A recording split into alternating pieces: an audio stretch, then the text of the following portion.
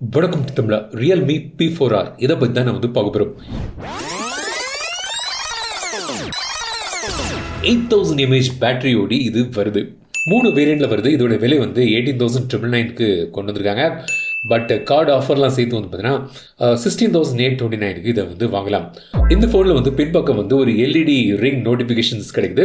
So அது பல ஆப்ஸுக்கு use பண்ணலாம். அதை பற்றிலாம் நான் வீடியோவில் சொல்கிறேன். ஸோ தொடர்ந்து பாருங்கள்.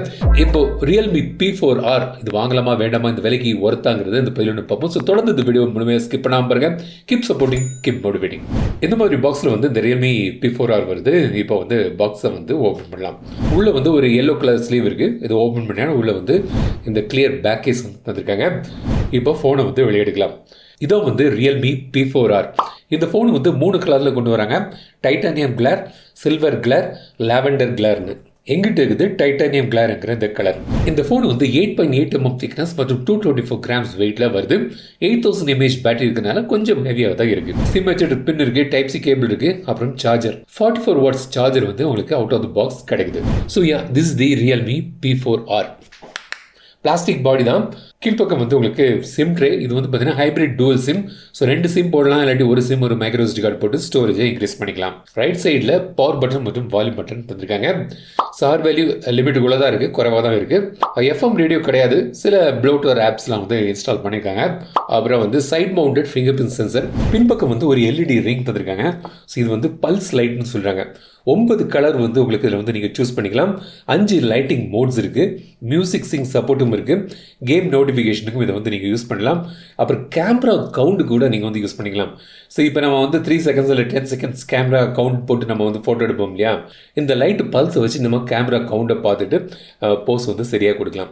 அப்புறம் காலுக்கு நோட்டிஃபிகேஷன், அலாம், மியூசிக், பேட்டரி சார்ஜ் பண்ணும்போது, கேம் விளையாடும்போது அதுக்கெல்லாம் இந்த எல்இடி லைட்டிங் நோட்டிஃபிகேஷன்ஸ் ட்ரிகர் ஆகுது. வேணும்னா ஆல்வேஸ் தான் கூட நீங்கள் வச்சுக்கலாம். இந்த ஃபோனை பார்த்தீங்கன்னா டூரபிளான ஒரு பில்ட் குவாலிட்டியில் பண்ணிக்காக சொல்லியிருக்காங்க. 1.8 மீட்டர் ட்ராப் ரெசிஸ்டன்ஸ் இருக்குன்னு சொல்லியிருக்காங்க. பட் இது கிளைம்டு ட்ராப் ரெசிஸ்டன்ஸ். அதுக்கு நீங்கள் போட்டுலாம் பார்க்காதீங்க. நம்ம நேரத்துக்கு எது வேணாலும் உடையலாம். ஸ்பிளாஷ் ரெசிஸ்டன்ஸ் உங்களுக்கு இது கிடைக்குது. பட் இது நீங்கள் IP68 கிடையாது. ஃபுல் வாட்டர் ரெசிஸ்டன்ஸ் கிடையாது. லைட்டாக தண்ணி பட்டால் இது okay. Now let's talk about the display. 6.8 inch டிஸ்பிளேயோடு இது வருது. LCD டிஸ்பிளே தான். முக்கியமாக இதில் HD+ ரெசல்யூஷன் தான் தந்திருக்காங்க.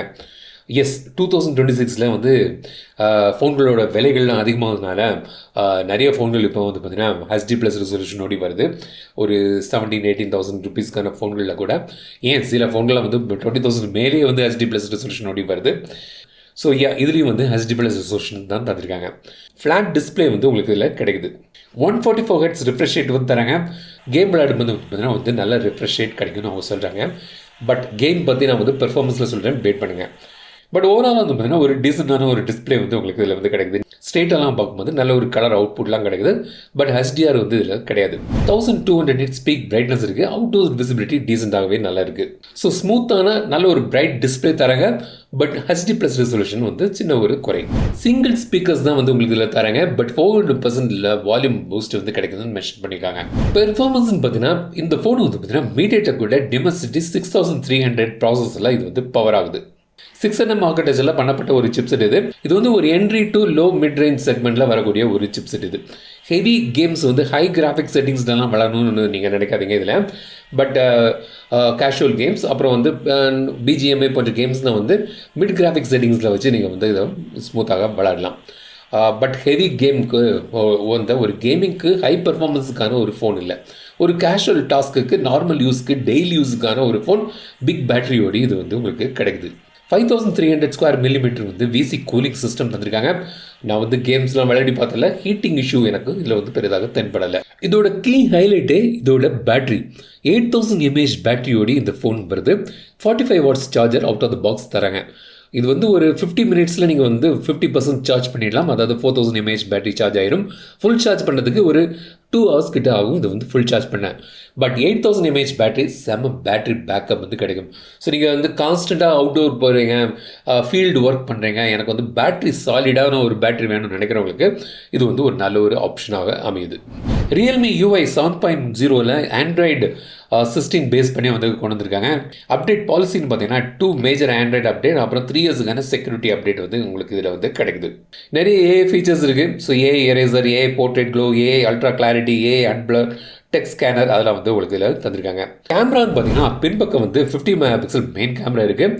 f1.8 அபச்சரோடு இது வருது. செல்ஃபிக்கு வந்து பார்த்தீங்கன்னா ஃப்ரண்டில் வந்து உங்களுக்கு 8 மெகா பிக்சல் கேமரா தந்திருக்காங்க. 4K வீடியோ கிடையாது, 1080p வந்து மேக்ஸிமம் வந்து ரெக்கார்ட் பண்ணலாம். சில கேமரா சாம்பிள்ஸ்லாம் வந்து பாருங்கள், டீசெண்டான ஒரு கேமரா அவுட்புட்டாக இருக்குது. இந்த ஒரு 18,000 ஃபோனுக்குன்னு பார்க்கும்போது ஒரு டீசெண்டான ஒரு அவுட்புட் வந்து உங்களுக்கு கிடைக்குது.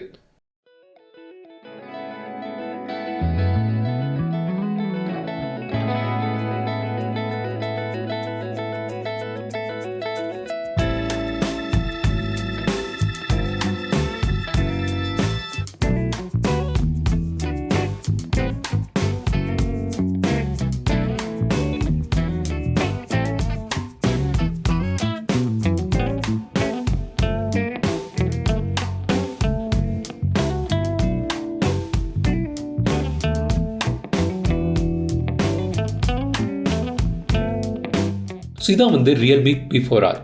இதோட ப்ரோஸ்ன்னு பார்த்தீங்கன்னா 8000 mAh மேசிவ் பேட்டரி தராங்க. நல்ல ஒரு பேட்டரி லைஃப் வந்து இதை எதிர்பார்க்கலாம். 45 வாட்ஸ் சார்ஜிங்கோடு இது வருது. 145 Hz ரிஃப்ரெஷ் ரேட் தராங்க, ஸ்மூத்தாக இருக்குது. ஸோ மிலிட்ரி கிரேட் டியூரபிலிட்டி இருக்குன்னு மென்ஷன் பண்ணியிருக்காங்க. கான்ஸ்ன்னு பார்த்தீங்கன்னா HD+ ரெசல்யூஷன் தான் தராங்க. பட் 2026ல் நிறைய கம்பெனிகள் வந்து இந்த HD+ ரெசல்யூஷன் தான் இந்த பட்ஜெட் செக்மெண்ட்டில் வர ஃபோன்கள் வந்து கொண்டு வந்துருக்காங்க. LCD பேனல், சிங்கிள் ஸ்பீக்கர்ஸ் தான் இருக்குது. Dimensity 6300 வந்து ஹெவி கேமிங்கான ஒரு சிப்ஸ் கிடையாது. பட் டே டு டே யூஸுக்கு, டெய்லி யூஸுக்கு, கேஷுவல் கேமிங்க்கு, கேம்ஸ் விளையாடலாம். பட் ஒரு மிட் கிராஃபிக்ஸில் வச்சு நீங்கள் வந்தீங்கன்னா வந்து பெட்டராக இருக்கும். பட் ஹை பர்ஃபார்மன்ஸ் கேமிங்க்கு வந்த ஒரு ஃபோன் இது இல்லை. 8000 mAh பேட்டரி இருக்கிறதுனால ஸ்லைட்டாக ஹெவியாகவும் இருக்குது. ஸோ இதான் வந்து Realme P4R. எனக்கு வந்து பேட்ரி முக்கியம், எனக்கு நல்ல ஒரு சாலிடான ஒரு பேட்ரி வேணும் அப்படி நினைக்கிறவங்களுக்கு இது வந்து ஒரு சாய்ஸ் நீங்கள் கன்சிடர் பண்ணலாம். இந்த ஃபோனை பற்றி நீங்கள் வந்து கவர்ஸ் சொல்லுங்கள். இந்த வீடியோங்களுக்கு பிடித்த லைக் பண்ணுங்கள், ஷேர் பண்ணுங்கள், மறக்காம மட்டும் தமிழ் சஜஸ்ட் பண்ணுங்கள். மீண்டும் பிடித்த வீடியோ சந்திக்கும் வரை உங்கள் வீடியோ தமிழில் பேசு டெக் தமிழ் பாரு, கீப் சப்போர்ட்டிங், கீப் மோட்டிவேட்டிங்.